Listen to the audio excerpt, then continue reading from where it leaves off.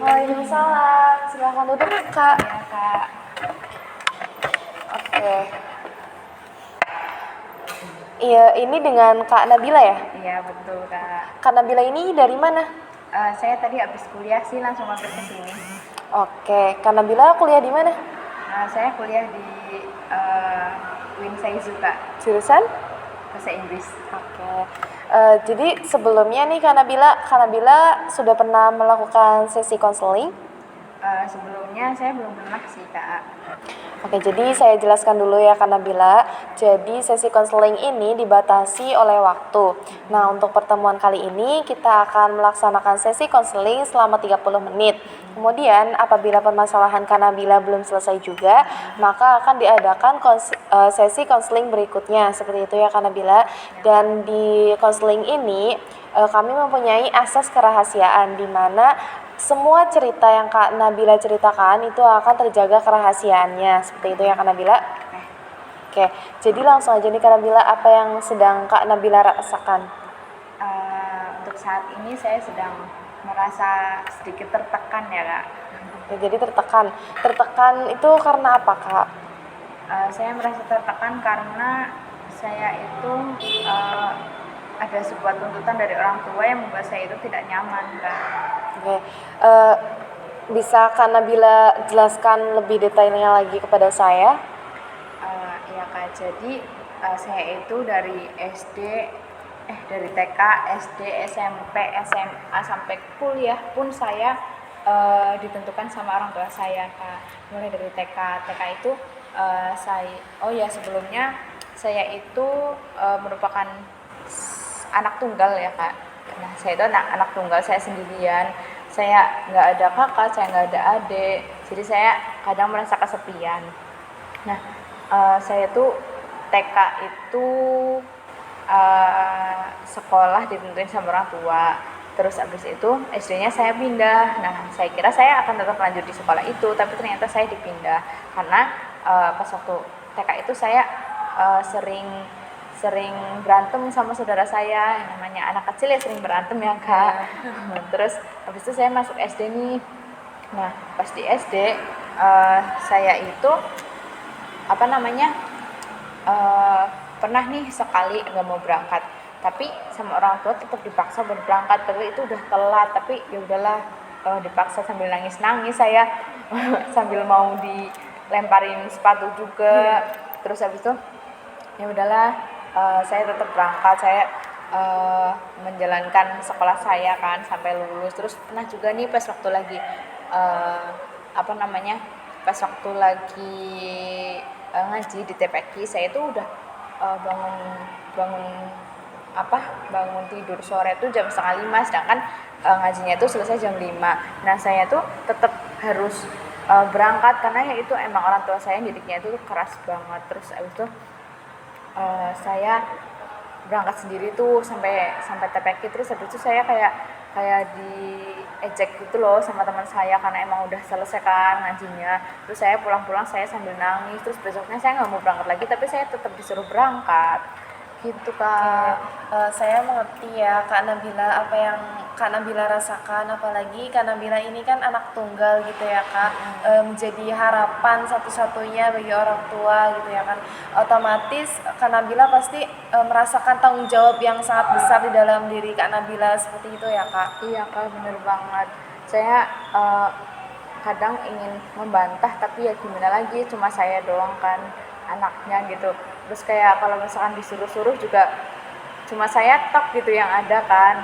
Ya udah mau gimana lagi kan, harapan satu-satunya. Terus sampai sekolah SMP pun saya juga masih masih ditentukan sama orang tua. Kayak SD udah lulus nih, sekarang perpisahan, besoknya yang lain masih pada berangkat sekolah, tapi saya malah berangkat ke pondok. Terus saya di pondok itu selama 1 minggu pertama itu saya dijengukin 2 hari sekali. Terus setelah itu saya dijengukin seminggu sekali. Terus pas waktu naik kelas saya dijengukin 2 minggu sekali, sampai akhirnya saya mau lulus. Di situ saya terkena penyakit yang sampai saya tuh dibawa ke rumah sakit dan itu pun untung masih tertolong gitu loh, karena emang saya udah sampai menggigil, sampai kelayangan lah ya. Itu saya telepon ke orang tua lewat pengurus pun itu nggak diteleponin, jadi kayak ya udah saya pasrah aja di situ. Terus habis itu orang tua saya datang, saya langsung dibawa ke rumah sakit, terus habis itu langsung diopnam, terus dipindah, tapi diopnamnya tuh di rumah. Nah terus habis itu saya udah meminta keluar sama orang tua saya karena emang saya udah capek ya sama semuanya. Terus habis itu saya tetap nggak dibolehin sampai lulus. Saya bisa tuh keluar dari situ. Akhirnya saya kuat-kuatin, saya sampai lulus di situ, udah tuh sampai lulus. Terus akhirnya saya masuk SMA pun masih ditentuin sama orang tua kan. Ya pertama karena emang saya belum tahu sekolah-sekolah yang ada di daerah saya udah nemu nih satu mau masuk ke situ, tapi kata mama saya kayak itu kan yang saya pengen kan ke arah barat, tapi terus habis itu kata orang tua saya kayak kamu sekolahnya ke arah timur aja, kemarin kan udah ke arah barat, sekarang tinggal ke arah timur biar kamu tuh tahu loh daerah-daerah kamu gitu. Terus aku kayak mikir lagi kayak, tapi kan aku pengennya di situ bukan di sana, tapi ya udahlah gimana lagi gitu kan. Terus akhirnya saya menuruti semua keinginannya. Terus setelah itu saya pikir setelah itu saya nggak akan mondok lagi, tapi ternyata saya disuruh mondok lagi karena waktu itu saya bukan menemukan sih, kayak saya dikenalin sama cowok. Nah ternyata cowok itu tuh terkenal nggak baik perilakunya, tingkahnya, sikapnya. Nah tapi dia tuh apa ya, dia tuh ngebuat aku tuh kayak aku tuh jadi tahu loh dunia luar tuh kayak apa gitu loh. Nah tapi di situ terus akhirnya aku dimarahin sama orang tuaku, saya sama mamaku HP-nya disita. Terus akhirnya aku hampir mau minggat nih dari rumah. Nah karena emang aku udah capek ya, masa aku dituntut gini-gini terus, aku capek, aku pengen merasakan dunia luar gitu kan. Terus habis itu akhirnya dengan negosiasi mamaku bilang kalau aku itu harus mondok dulu, nanti HP-nya dikembaliin dengan HP yang baru. Nah terus akhirnya dengan iming-iming HP baru itu akhirnya aku mau dong mondok. Nah udah tuh mondok. Nah ternyata setelah 4 bulan di situ penyakitku tuh kambuh lagi. Nah terus sampai akhirnya pas waktu mau berangkat sekolah aku kabur, aku langsung dibawa ke klinik. Pulang dari klinik terus siangnya atau sorenya ya itu tuh mamaku datang ke pondok sama bapakku. Terus aku dibawa pulang, aku diobatin di rumah. Terus aku dibujuk lagi buat balik lagi ke pondok, tapi terus aku nggak mau karena emang masih sering kumat-kumatan. Nah terus akhirnya aku itu diobatin obat tradisional, udah pokoknya udah sering berobat lah ya, tapi itu masih belum sembuh. Dan akhirnya kita datang ke pondoknya, terus sowan ke pengasuhnya. Terus pengasuhnya bilang kalau misalkan selama 1 bulan ini nanti Nabila belum sembuh juga, nggak balik lagi nggak apa-apa, tapi kalau misalkan mau balik lagi ya nggak apa-apa, mereka menerima dengan senang hati. Tapi terus setelah itu aku masih belum mau balik lagi nih. Terus akhirnya sama orang tua dibolehin lah buat ngebalik lagi. Terus setelah itu karena aku sibuk organisasi, sempatlah aku kumat lagi. Nah terus abis itu sama orang tua juga kayak disuruh stop organisasian gitu loh, karena emang itu bikin aku capek. Nah terus tapi aku tetap ikut karena emang aku suka organisasian ya kak.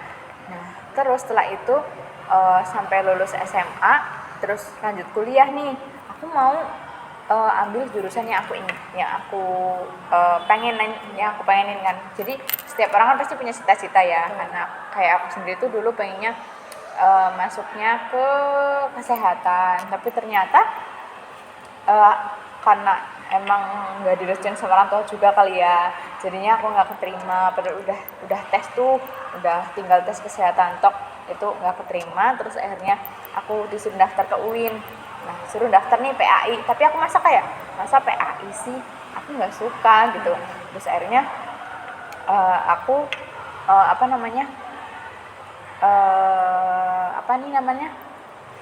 daftar di UIN, daftar PAI bahasa Arab sama bahasa Inggris. Nah setelah itu ternyata aku keterimanya di bahasa Inggris. Nah karena emang kayak aku tuh nggak terlalu suka loh sama PAI, kayak udah ya bukan biasa banget sih, tapi kayak nggak suka yang kayak sejarah-sejarah gitu loh. PAI kan ada yang sejarahnya, sejarah nabi-nabi gitu kan. Nah terus sempet juga nih karena emang aku eh, dimintain tolong buat bantuin ngajar di TPQ. Jadi kan kayak udah agama di TPQ, terus di UIN juga, masa aku harus udah pernah mondok juga kan, jadi masa aku harus berkecimpung di agama-agama melulu gitu kan. Sih emang bagus ya, tapi aku ngerasa itu tuh bukan basic aku gitu loh. Nah terus akhirnya ya udahlah, sampai kuliah tuh mondok kan. Nah pas mondok tuh aku juga kayak masih kayak sebenarnya kayak nggak mau mondok sih ya, tapi karena tuntutan dari kampusnya ya jadinya mondok. Nah terus setelah mondok, terus kita udah dibolehin ngekos nih. Nah pas udah ngekos juga masih kayak sama orang tua kayak belum dibolehin gitu-gitu, tapi kayak akhirnya aku kayak bilangin tentang biayanya yang lebih murah, terus akhirnya dibolehin lah, terus dibolehin ngekos. Terus habis itu sampai sekarang pun ya masih ngekos, tapi ya itu tentang organisasi sama orang tua aku masih kayak agak belum dibebasin gitu loh, karena kan saya ngerasa saya udah ini ya udah ya belum dewasa banget sih, tapi udah masanya buat mengeksplor diri kan gitu. Tapi saya masih merasa orang tua saya masih kayak ngasih tuntutan ini itu dan segala macam. Saya tahu itu baik ya buat saya, tapi saya merasa nggak nyaman gitu Kak. Oke, jadi Kak Nabila ini merasa tertekan dan tidak nyaman karena orang tuanya itu sering menuntut ya Kak. Iya benar Eh, sekali. Untuk sekarang apa nih yang Kak Nabila rasakan? Maksudnya setelah kejadian ini dan sampai sekarang pun Kak Nabila masih dituntut ini dan itu dan tidak boleh mengikuti organisasi. Kira-kira apa sih cara Kak Nabila itu untuk menyelesaikan masalah ini? Kalau saya sih kemarin sempet kayak ngobrol sih ya sama orang tua saya. Kalau saya tuh suka di organisasi. Kalau saya nggak masuk organisasi, mungkin saya nggak bisa kayak sekarang gitu loh. Kayak dulu kan saya pendiam banget, kayak ngomong di depan orang banyak pun itu kayak nggak bisa gitu loh, nggak bisa banget. Tapi sekarang udah mulai bisa lah sedikit-sedikit gitu kan. Karena emang dilatih organisasi kan emang manfaatnya juga lumayan banyak ya Kak. Gitu. Oke, jadi yang akan Kak Nabila lakukan yaitu bernegosiasi kembali dengan orang tua tentang manfaatnya ikut organisasi biar orang tua Kak Nabila itu bisa menyetujui Kak Nabila mengikuti organisasi, seperti itu ya Kak. Ya. Kira-kira apa lagi yang membuat Kak Nabila itu merasa tidak nyaman atau tertekan? Mungkin itu aja sih ya Kak, karena kan saya merasa saya udah mulai cukup bisa menjaga diri kan. Saya juga udah tahu batasan, saya tahu mana yang baik, mana yang enggak. Jadi saya bisa memilih apa ya, mana yang terbaik buat saya, mana yang masuk ke diri saya, kayak basic saya tuh apa, saya harus apa gitu kan. Yang tahu kan juga diri saya sendiri ya. Kalau misalkan saya ngikutin terus apa kata orang tua tapi saya nggak nyaman, kan jadinya kayak sia-sia gitu kan ya Kak. Jadi ya gitu sih, saya pengennya orang tua saya ngasih kepercayaan buat saya gitu loh, biar saya tuh bisa mengekspresikan diri saya se se apa ya, Sebebas mungkin. ya sebebas mungkin, se happy saya Iya, gitu. betul. Oke, jadi saya di sini akan menyimpulkan ya Kak tentang permasalahan Kak Nabila, yaitu dari awal yang pertama Kak Nabila itu karena anak tunggal dan menjadi harapan satu-satunya orang tua, dan akhirnya orang tuanya sering menekan, dalam artian menekannya itu dalam hal kebaikan, cuma Kak Nabila itu merasa kurang nyaman karena segala sesuatunya itu diatur oleh orang tua, seperti itu ya Kak. Iya. Sampai sekarang Kak Nabila udah kuliah pun itu masih sering dilarang-larang, contohnya mengikuti organisasi seperti itu. Dan Kak Nabila juga mempunyai solusi sendiri, yaitu bernegosiasi dengan orang tua Kak Nabila dengan menceritakan manfaat mengikuti organisasi, seperti itu ya Kak Nabila. Iya Kak. Oke Kak Nabila, karena waktunya sudah habis 30 menit, jadi saya kira sesi konseling ini akan diakhiri. Sebelum itu saya akan bertanya apakah permasalahan Kak Nabila sudah selesai? Mungkin untuk sekarang mulai cukup lega sih ya Kak, karena saya sudah menceritakan ini kepada Kakak. Tapi mungkin nanti saya nggak tahu kedepannya bakal gimana. Saya akan coba lagi untuk bernegosiasi dengan orang tua saya dulu. Oke baik, terima kasih ya Kak. Nanti kalau misalkan akan mengadakan sesi konseling kembali bisa menghubungi saya. Terima kasih Baik, Kak, Kak. terima kasih.